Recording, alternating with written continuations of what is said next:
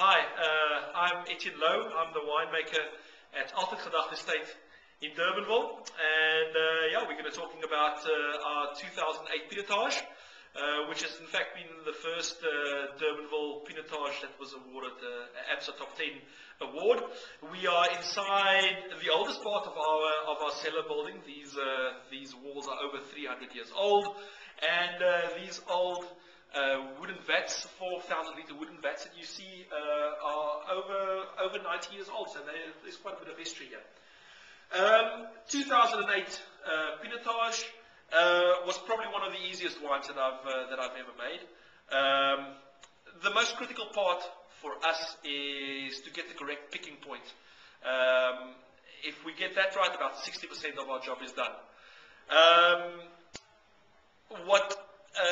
The wine was made, put into about 40% new oak, of which half was American, half was French, aged for 14 months, taken all out of barrel. All the barrels were blended together and put into bottle without any fining whatsoever.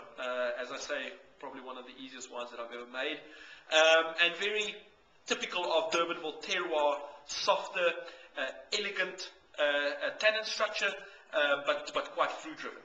So yeah, that's our 2008 Pinotage. I just want to introduce Ollo, who is the owner of Altygedacht, just to say something about the farm.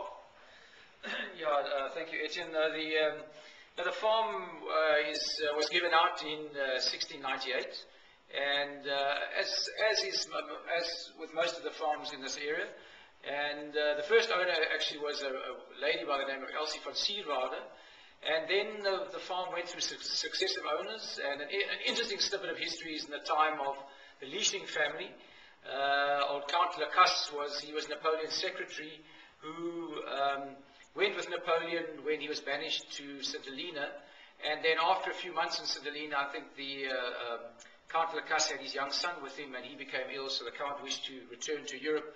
And then the British authorities, once they brought him, the Lacasse son, to the Cape, they did not want him to be kept in Cape Town itself, because they thought he might be planning a escape for plan to get Napoleon escaped from St. Helena. So he was billeted here with the Louw family, and it was a day's trek through the sands, the sandy flats from Cape Town to this farm.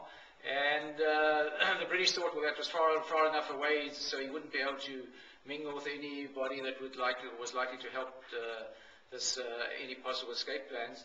And anyway, he was very. The Louw family treated him very hospitably, and he writes in his diary about being kept here at the ends of the civilized earth, which, as you can imagine, in those years, nothing much happened after this.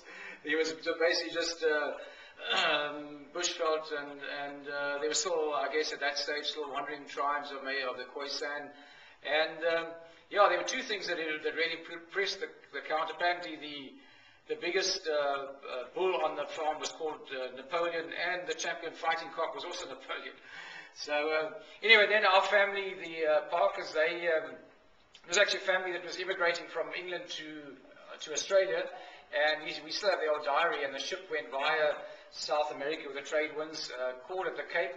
And then the eldest son, who was only 19 at the time, climbed off the ship and stayed behind. And the rest of the family, the father, mother, and the two younger sons, proceeded on to Australia, where I gather they settled and farmed in Victoria. And Ralph Parker, or George Ralph Parker, the one that stayed behind, he eventually, I think he worked in import-export, and he must have made some money along the line, then bought the farm in 1852, and it's been in our family ever since. So I farm here with my brother, John, and so our children, hopefully some of them, between the six of them, he has three daughters, I've got three sons, so hopefully one of them will continue the line, and then they will be the sixth generation Parkers on Altygedacht.